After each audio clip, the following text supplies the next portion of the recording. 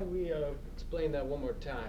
Yeah, see, a minority viewpoint. It could be a minority viewpoint as it relates to taxes. It could be a minority viewpoint in a legislative district as it relates to funding of education. So, if that minority group can come together and support a candidate, that candidate's voice could be heard in the legislative body if that person could get elected. Minority does not mean racial minority always, does not mean political minority always. It could be a issue minority. It could be a pro-life versus pro-choice group. You could have a pro-choice legislator in a district that is overwhelmingly pro-life. But within that district, there are enough pro-choice voters under cumulative voting. They could vote for the pro-choice person by bullet voting, which would give that person a great opportunity to get elected. And that's the beautiful thing I saw in cumulative voting.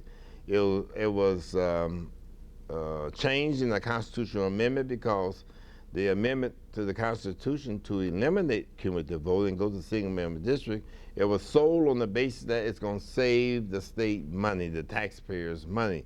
There will be less number of bills introduced, the cost of doing business with the legislature, but it was just the opposite. The cost, the same number of bills were introduced, but when they eliminated it with this constitutional amendment, what happened was this. The political minority, as well as the issue minority in many districts, was silenced. In the urban areas like Chicago, it elects mostly Democrat legislators now. Prior to the amendment, you had many Republican legislators who are minority politically in the city, but they were able to get elected on the cumulative voting basis, and they served in the General Assembly. And in issues in like DuPage County and the Collar counties, where it's mostly strong Republican, you had Democrats who got elected, and that party was a minority in those legislative districts, but it let the minority voice be heard. It brought on more bipartisanship.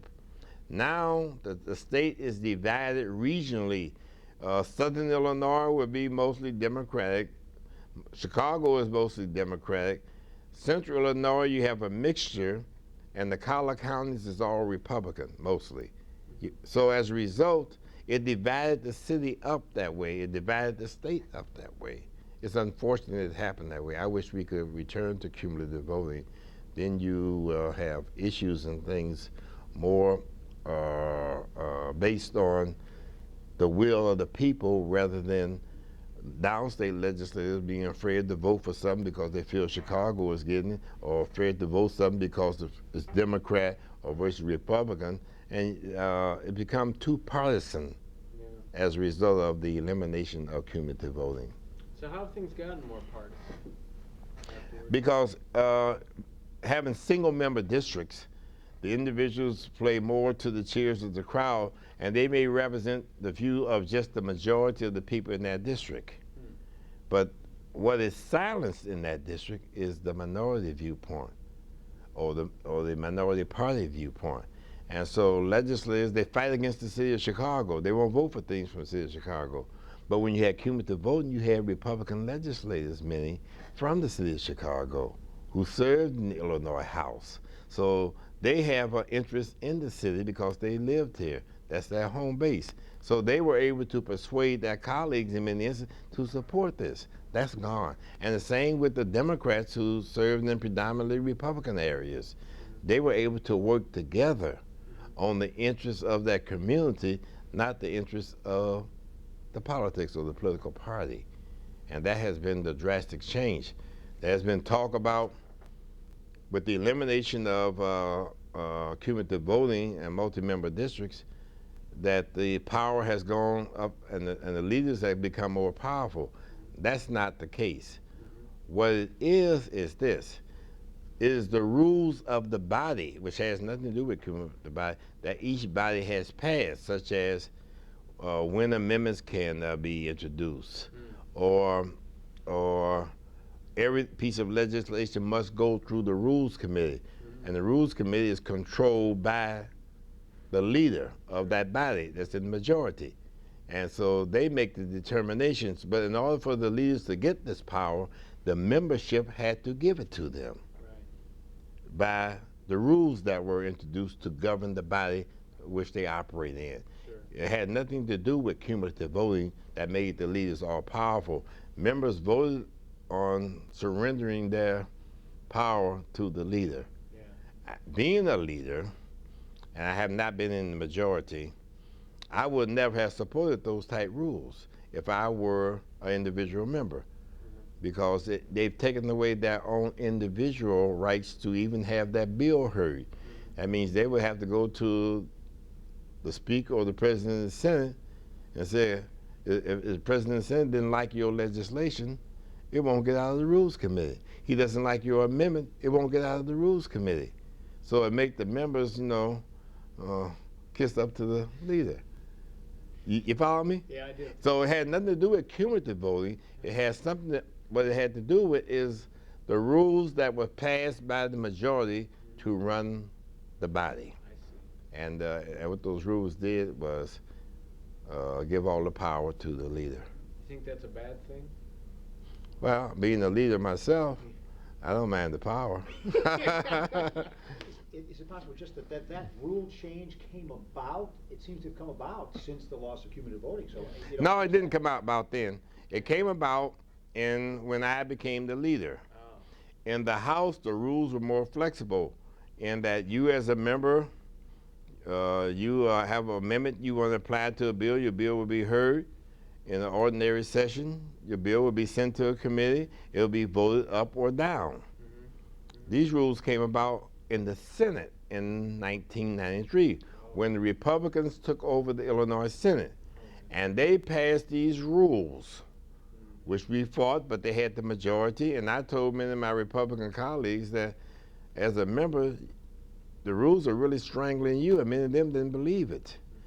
And so as a result, everything they want to do, they have to have the approval of the president. Right. So when Mike Madigan, he lost the House in 94 elections, he won the House back in 1996. So in 96, when he came to power, he instituted similar rules that the Senate had instituted in 93. Oh. And so now both rules are similar in nature. But it had nothing to do with the cumulative voting, because cumulative voting change took place for the elections of 1982. And the leaders did not have all that power.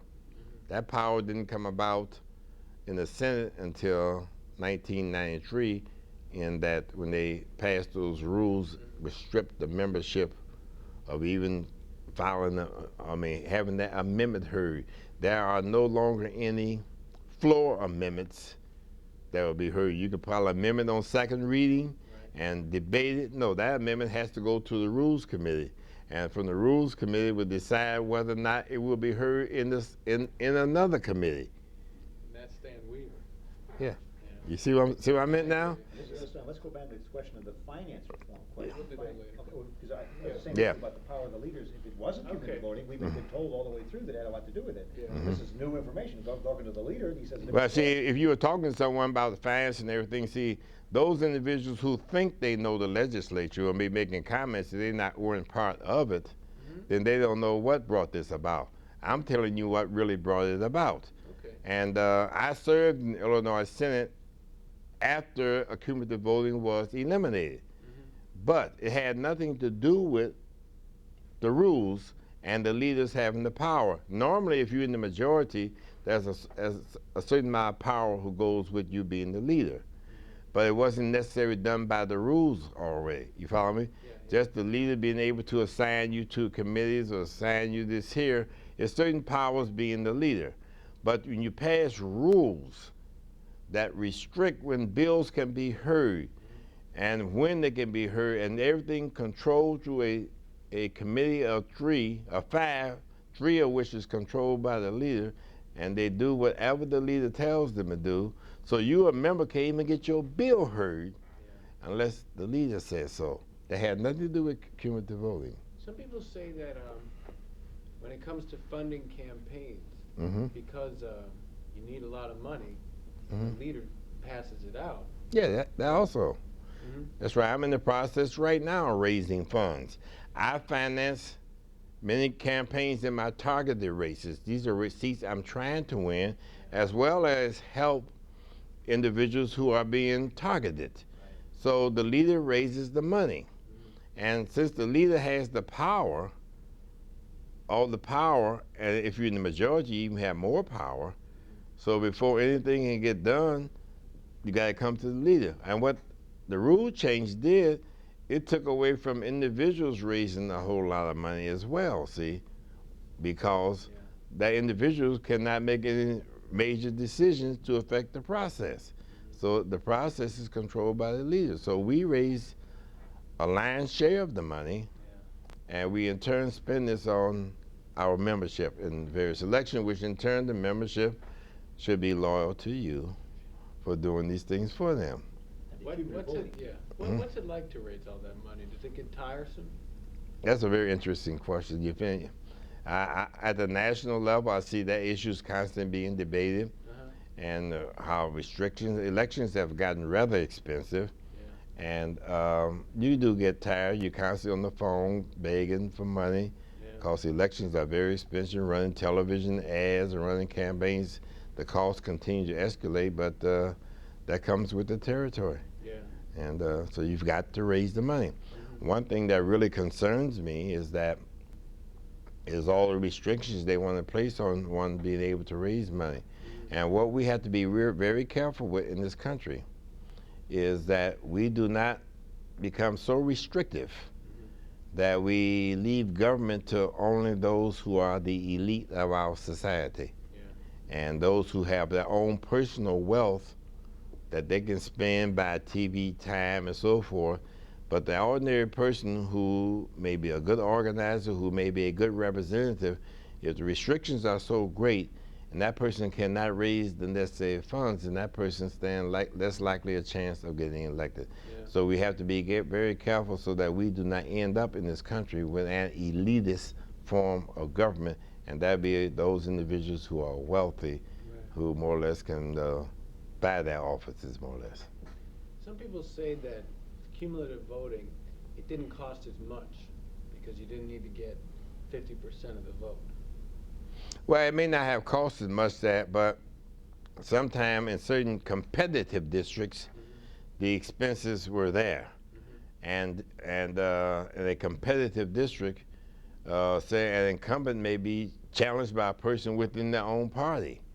So in the primary, he got to spend there, and if the person is successful in the primary, where just the two of them running against two Republicans, then it becomes rather expensive in November. So I don't think you can say the cost was not there. The cost has gone up considerably. I'm quite certain the cost would still be equally the same if we were running today.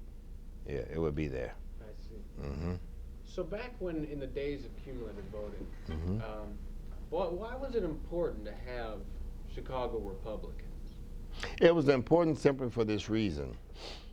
It was important that there were issues that Chicago may need as relate to education, maybe relate to transportation. Downstate, the issues are roads. And so if you have Republicans within your caucus who can vote for the transportation issue, who will not be defeated, you understand? Then they in turn will be supportive. But what happens now is that downstate needs roads. Chicago needs mass transportation. The legislators downstate, when someone runs against them, they run and say, you voted to give Chicago all of that money. You didn't do anything for it downstate. So it makes it very difficult for them. But when you have minority representation in the district, that's all the districts, then you have that person there who understands, who's not really worried about their being defeated, because he has enough voters in that district that will elect him. Then it's easier to get it done.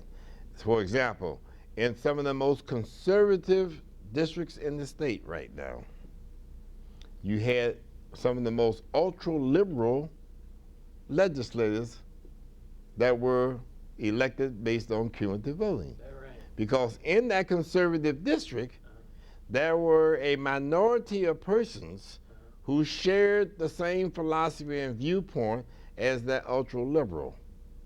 And so they voted for that person. That person got elected, and he represented their views in Springfield. And So for far as Chicago is concerned, legislators downstate in the campaigns, they have to be careful as to how they vote, because they vote on an issue that Chicago's going to be a big beneficiary of.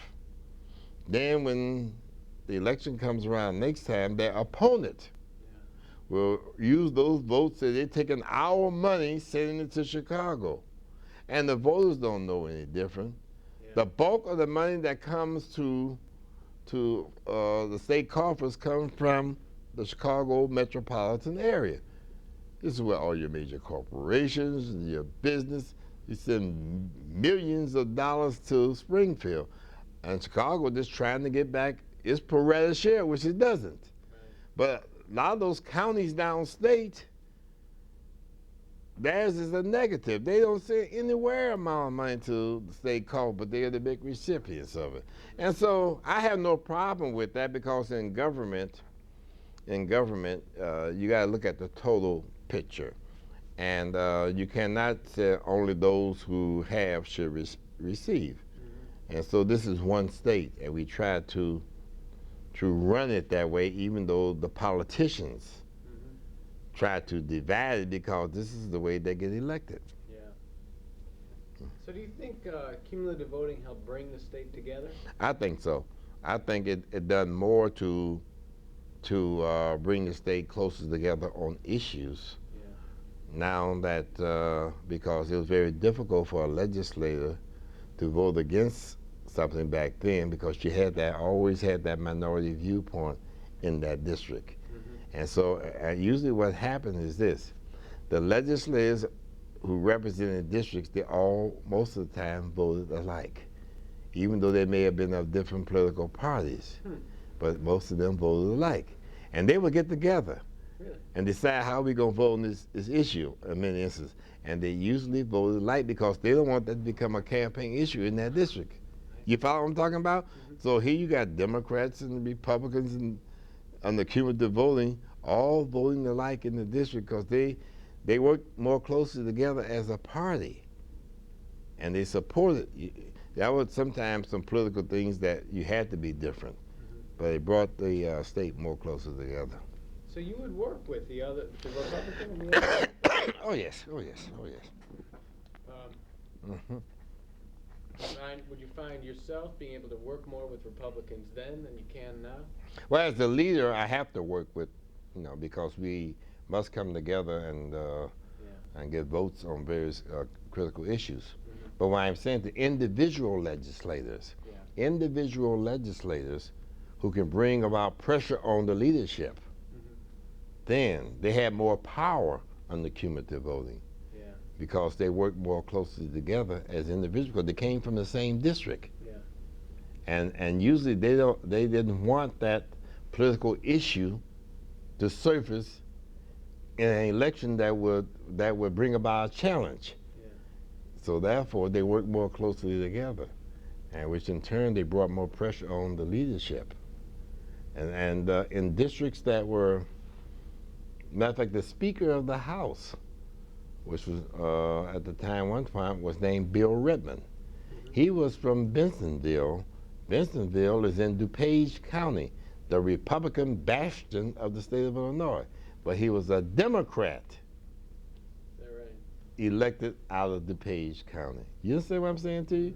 He became Speaker of the House, and he had very liberal views, which were not the views of the majority of DuPage.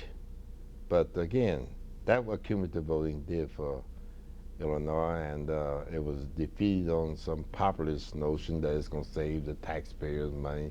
You won't have that many legislators there. And what happened was it regionalized the state. You got pockets of Democrats in Chicago, pockets of Republicans in Springfield, pockets of Democrats in Southern Illinois, Central Illinois. You got a little mixture, but he regionalized it. So a person said, well, I haven't got any, politically there's nothing in Chicago not going to benefit me, so that's why we vote against it. Take like the McCormick Place here in Chicago, and all the conventions that come to McCormick Place. The tax revenue that the tourists pay, the taxes from the dollars they spend, those dollars go to the state coffers, which help every community throughout the state of Illinois. You see what I mean? But legislators, when the new expansion that was put up here, not one Republican, maybe one, voted for it. So when they had the dedication, the mayor of the city of Chicago held up the roll call. They want to jump and claim credit. But to make Chicago conventions competitive with other states, we need to expand, which require voting for some bonding and spending issues. And Democrats voted for it, but not when Republicans will vote for it. Yet still, a lot of them benefit from it. Sure. You see what I'm saying to you? But none of the Republicans would vote for it. Yeah, and the tax revenue that convention bring, when all the conventioneers come in, every dollar they spend, it feeds the entire state of Illinois. And that's what I meant about something becoming a political issue. But if you had a lot of Republican legislators here, they would have been voting for that. Right. You see what I'm talking about? Which in turn would have influenced some other Republicans to vote for it. I see. You see what I meant now?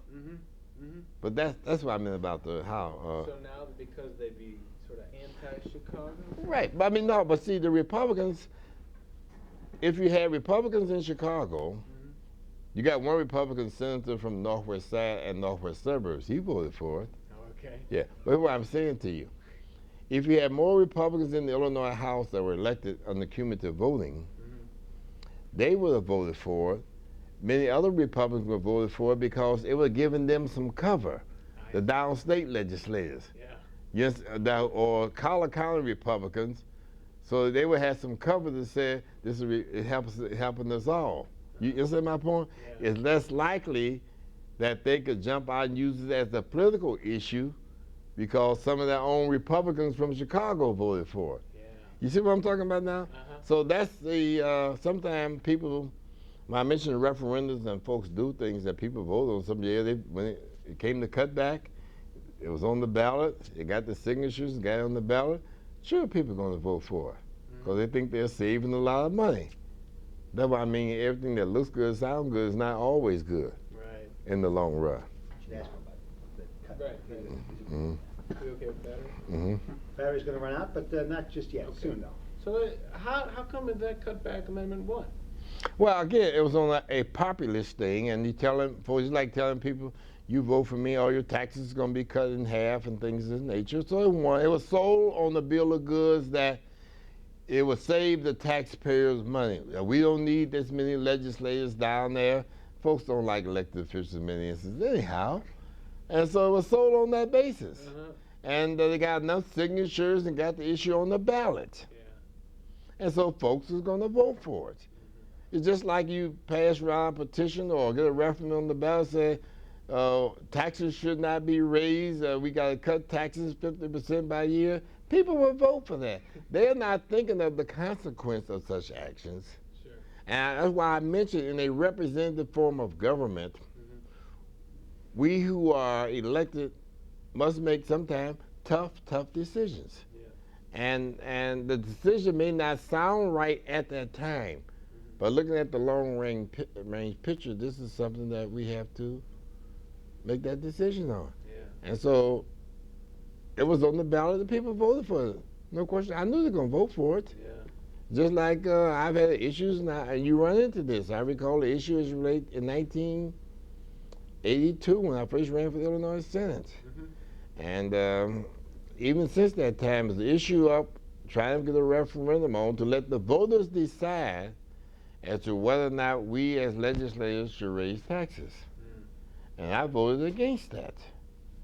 I said because quite certain something like that would pass. Yeah. But the voters had to decide, for example, then taxes would never get raised, or we look at our school systems, you have a minority of the community who have children in the public school system, a minority. The greater majority of the people do not have any children. So how can you get the greater majority to want to vote for some taxes to send someone their children to school? Most of them said no. Yeah. You follow me? But you as the elected representative who looking at the bit larger picture must have the courage to do the right thing. And the right thing, and so that's how it works. So that's why I don't like the referendum, the binding referendums. Yeah. See, in California, for example, they passed a referendum as it relate to bilingual education. Now,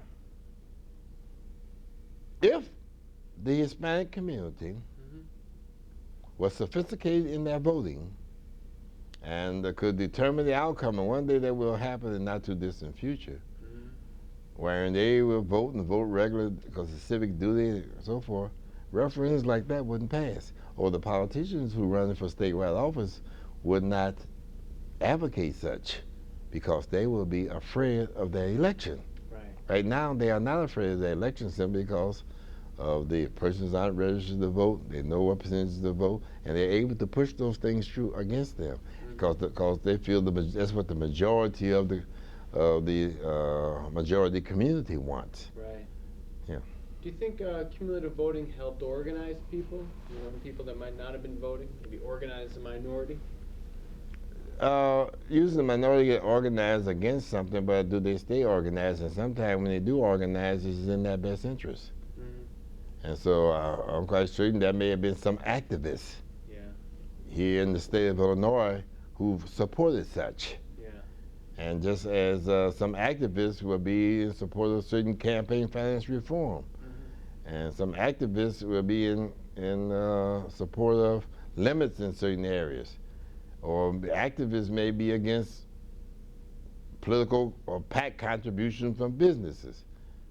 But you can ask each one of the African American congressmen in the state.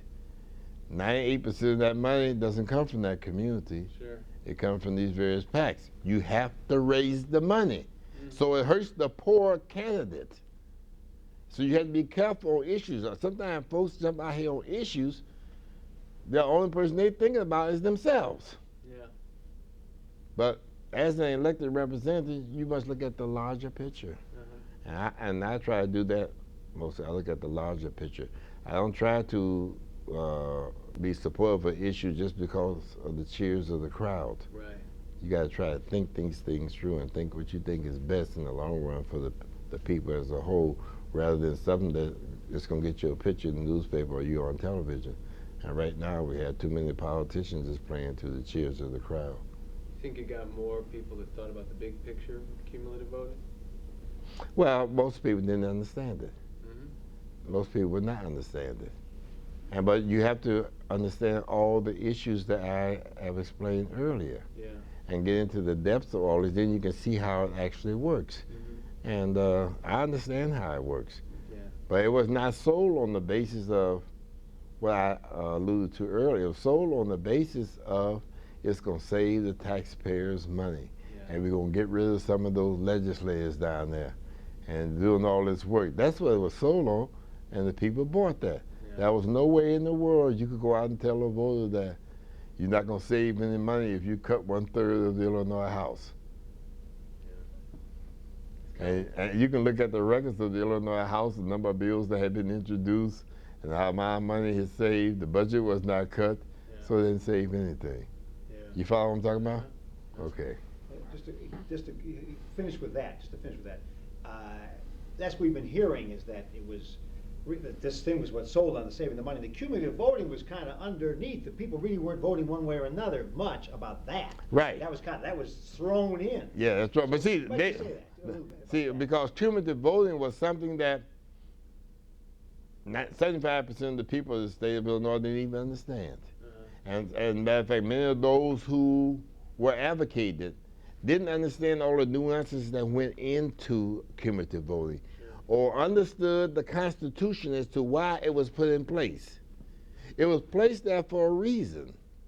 When you look at and when you study the Constitutional Convention and see the rationale as to why this was put in place, the founding fathers of the Constitution. But it was not sold on that basis. It was sold on the basis that you got 177 members of the General Assembly. If we cut half of them back, or a third of them back, you'll be spending less money. If we go to single-member districts, you will have less bills introduced. It'll bring about more accountability.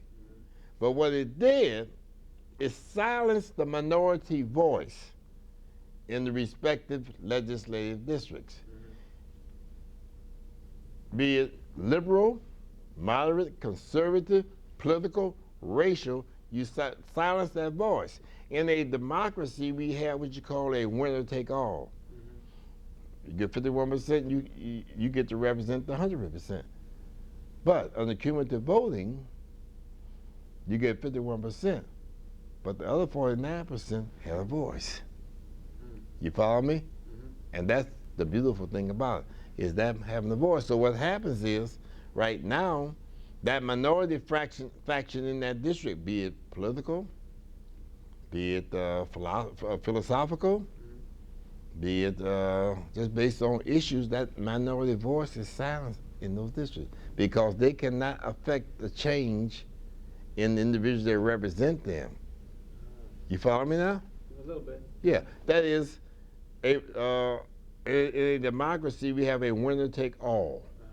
So therefore, just like at the national level, when the president is elected, he gets 51% of the vote. But there's 49% out there who didn't vote for him. How that view is going to be heard, how that issue is going to be addressed. And so under cumulative voting for the legislature in the Illinois House, that 49% had a voice. And through that voice, they were able to change votes and change the way things are done and change voting.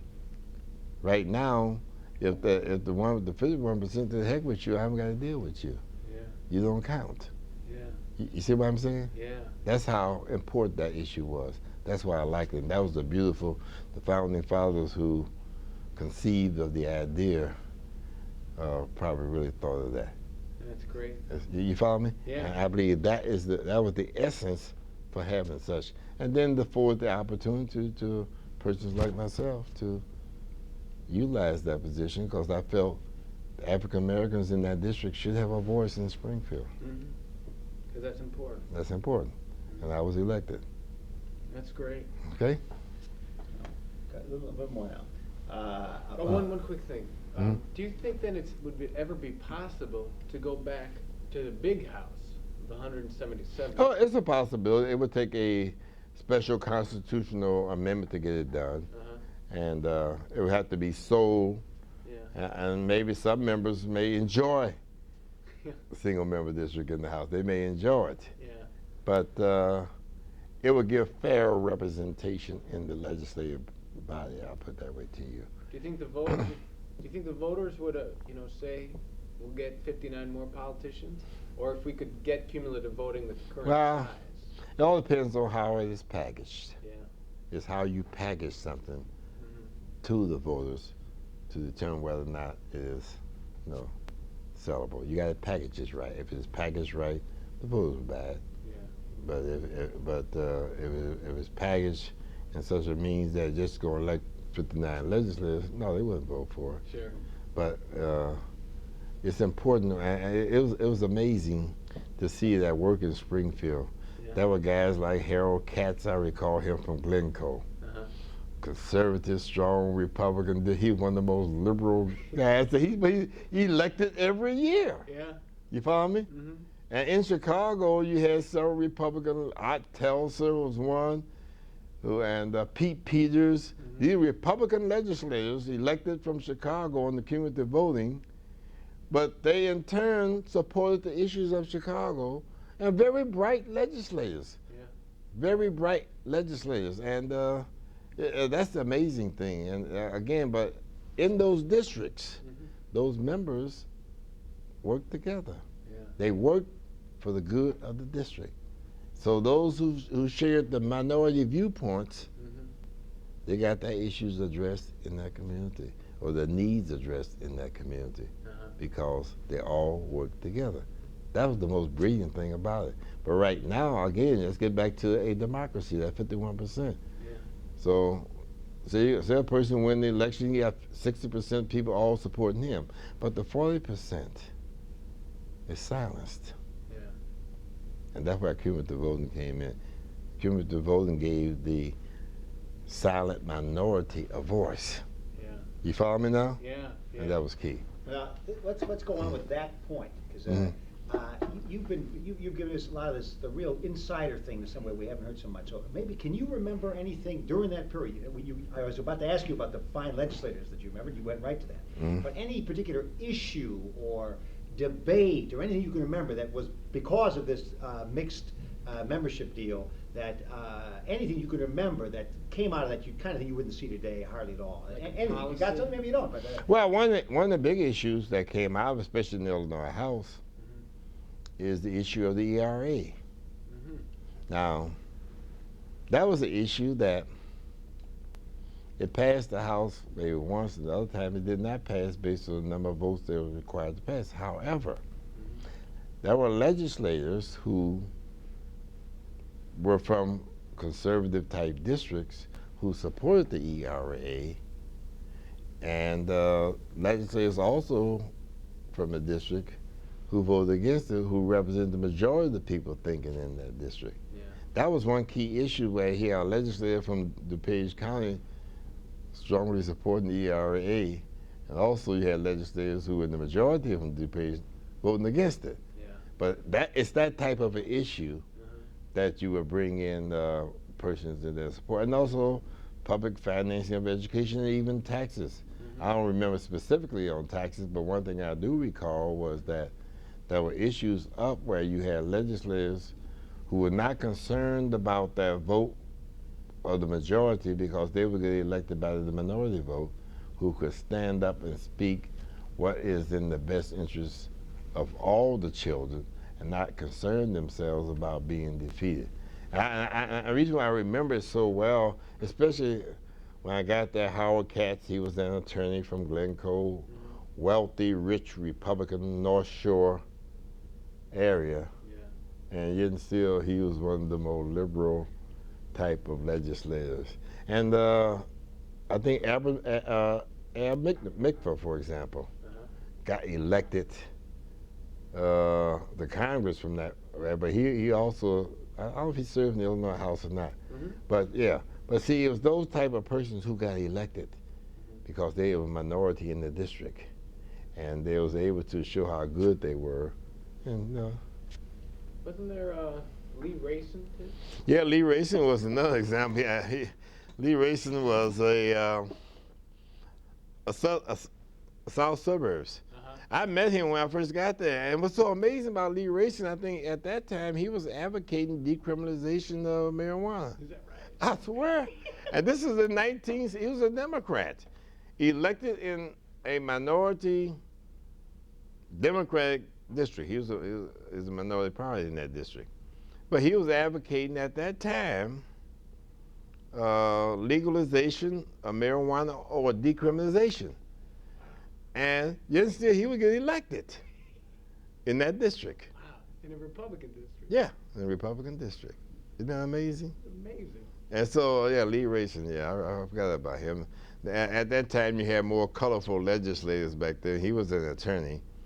But he as radical as that issue is, he was advocating that back in 1973. I believe even put legislation in to do such. It didn't pass, but he put it in. But there were enough people within that district who believed in him that he was able to get elected and do things like that. He'd done many other great things, but to push an issue like that, can you imagine that? Politicians, they run away from an issue like that. Sure. And sometime in government, one unfortunate thing in government is that when you are elected, you lose your freedom of speech. Is that right? That's true. How so? How'd that happen? You lose your freedom of speech because you have to be careful as to what you say or how it's interpreted. So you cannot say always what you think. Ah. You with cumulative voting too, or not as much? We have these same social problems. And I recognize that when I study sociology and I see you peel beneath all the layers. You have the same thing going in Washington today with the president and his extramarital affairs. But then too, individuals throwing stones, me and them are caught in similar situations. Yeah. And living in glass houses, throwing stones. But, you know. Yeah. What do you got left there? Mm-hmm. I think we're at the point where we ask if there's anything left. Right, okay, well, let's make I said we really were just about done. Okay, so if you have a question, ask it, but otherwise, okay. So, this is the point where we say, if we forgot to ask you anything, or there's some sort of summary or something you want to say. Well, actually, most legislative bodies across the country should be a representative form of government. Mm-hmm. And in that representative form of government, where their ideas are being heard in that body. And when we had the cumulative voting system in Illinois, more groups had an opportunity to have their voices heard in this representative form of government. With the elimination of that, we saw silence quite a number of them, but be it political, be it social, or be it philosophy. You saw silence that minority viewpoint in a representative form of government. Government should represent the people as a whole, and no one group, no one party has all the best ideas as to how this should be done. But a legislative body is just like a university. You come together and you work and you debate these issues and you come out with a plan that is in the best interest of all. And so somehow we sort of lost that to a certain degree. However, we do the best that we can. Those of us who come from districts, we try also to represent those individuals in the districts whose voice have been silenced. The legislative body is a great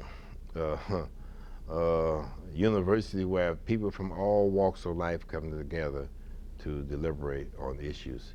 It's been a rewarding experience for me, also not only as a legislator, but also as the leader. Mm-hmm. And we have to make decisions, and sometimes decisions we make may not be the most popular decision, but the use of that decision is carefully thought out so that, because we're looking 2, 3, 10, 15 years, maybe 20 years down the road, not what the immediate impact is, but what is best for society as a whole.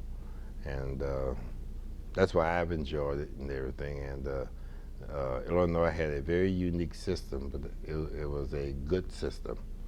And regretfully, it was lost based on some emotional stereotyping of that system. Yeah. And as a result, the people who they were trying to help, actually they were hurt. One last thing. Mm-hmm. Think other states should look at cumulative voting?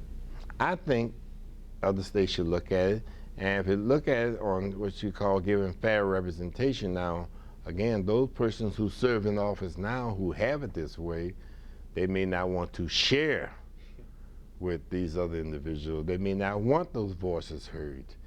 You follow me? Sure. But the founding fathers of this Constitution thought that that was necessary, similar to at the national level when they decided to not only have senators, but they decided to have representatives so that the people voices could be heard. And the cumulative voting allowed more of the people voices to be heard. And it wasn't any more expensive. It was just, I think it brought together the state much better because you had the minority as well as the majority of the political parties in most districts represented in the General Assembly. Wonderful. Okay. Shooting a video on cumulative voting. Right. All these Yeah.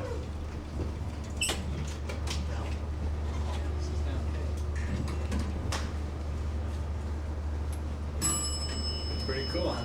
Yeah.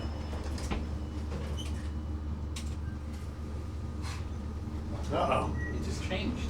Who went up? It's bizarre. Yep. Why would it do that? Doesn't want us to leave. Mira, si hacemos un sumito. Mira, No. ahorita se va a pasar. No, vete, All right. Right, made it past 9, we're in business.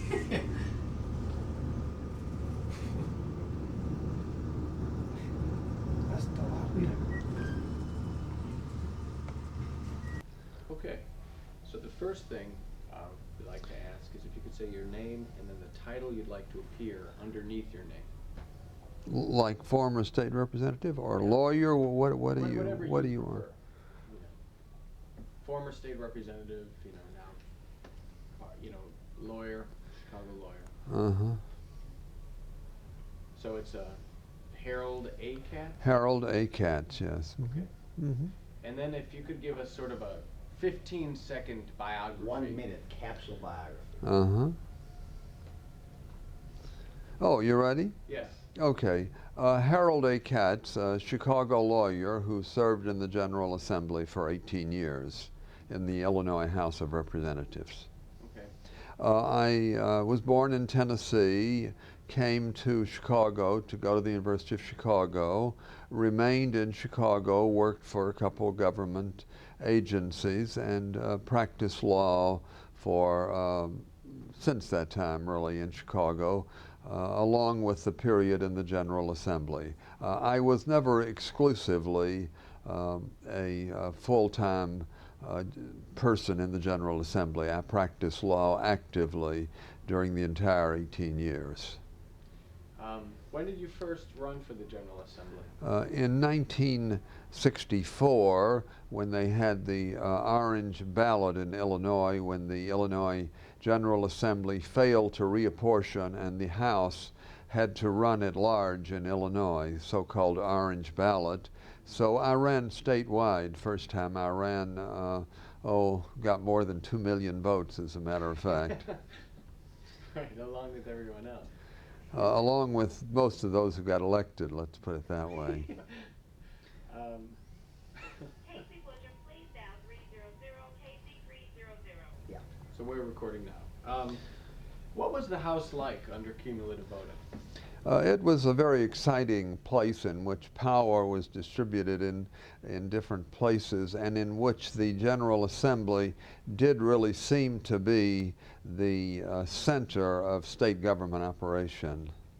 Okay, go ahead. The House under cumulative voting was a very exciting place. It seemed to be the center of activity in Springfield.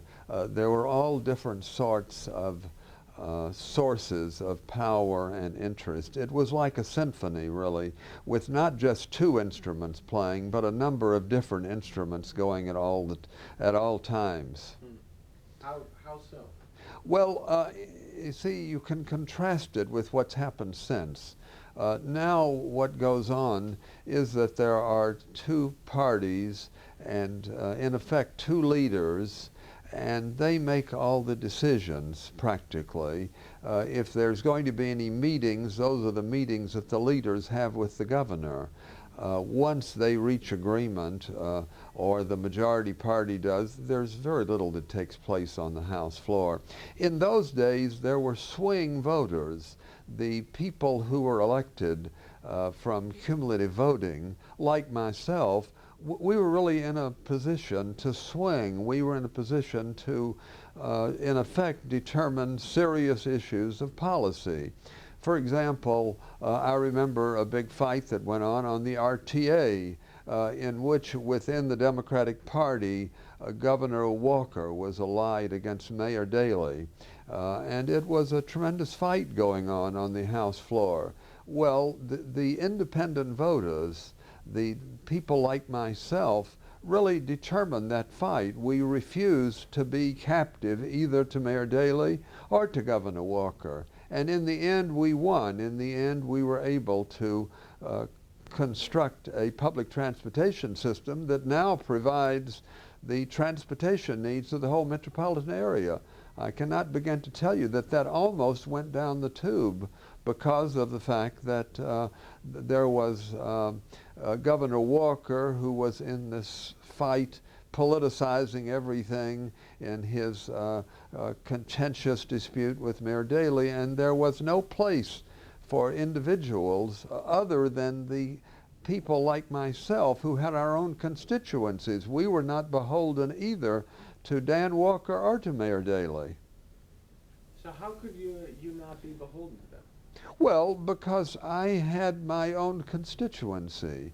I had the people in my district who came out and cast bullet votes for me. They gave all of their 3 votes to me, and I was quite independent. Contrast the situation then from the situation now. In those days, I did my own campaigning. I did my own fundraising. I had my own constituency that I appealed to.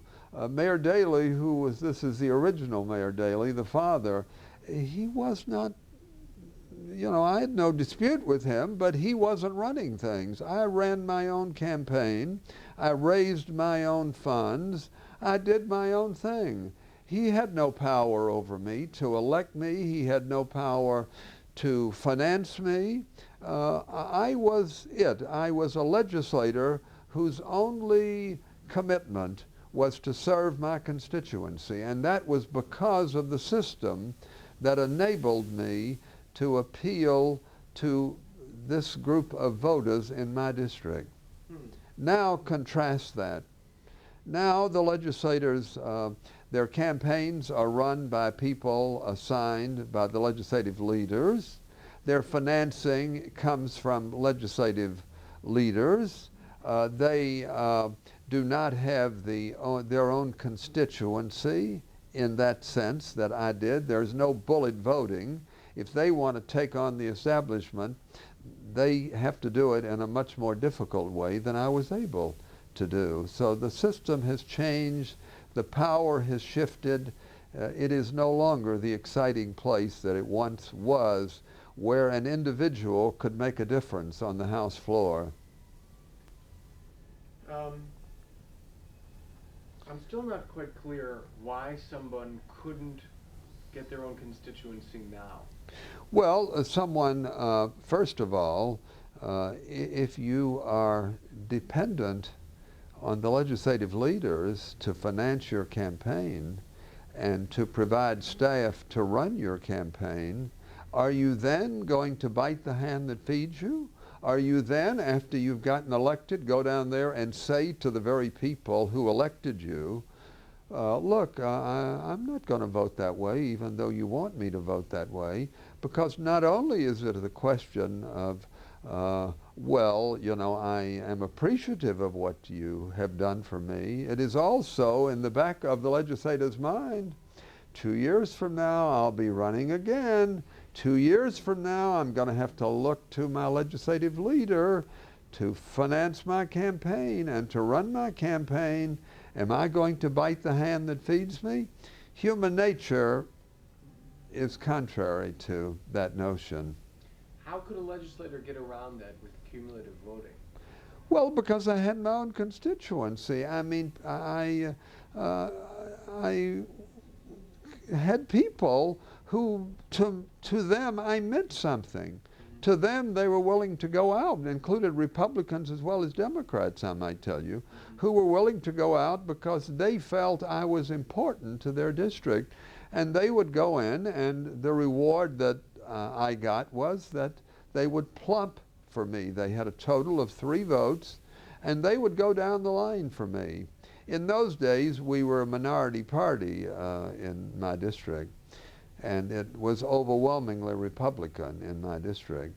But I had an assured seat, assured because I had a constituency who believed that I was interested in serving them first above everything else, and their reward to me, if you want to put it that way, is they would go out on election day and they would give me 3 votes, and with those voters who plumped for me, there was no way that the parties in the powers in my party could defeat me at the polls.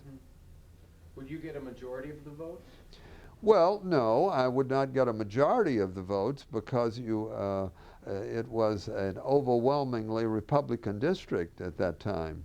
But I got a healthy vote, and I never really had any serious contest in getting elected. Now, there was, two aspects. One is the general election, and I never had any trouble getting elected in the general election. The primary was a different situation, and that was one where I might have contests with another Democrat. In fact, I did have a contest with another Democrat, and it was quite a contest. And obviously, I won because I continued. But now that's a different kind of contest. In general, I am of the belief that contention is desirable in electoral politics.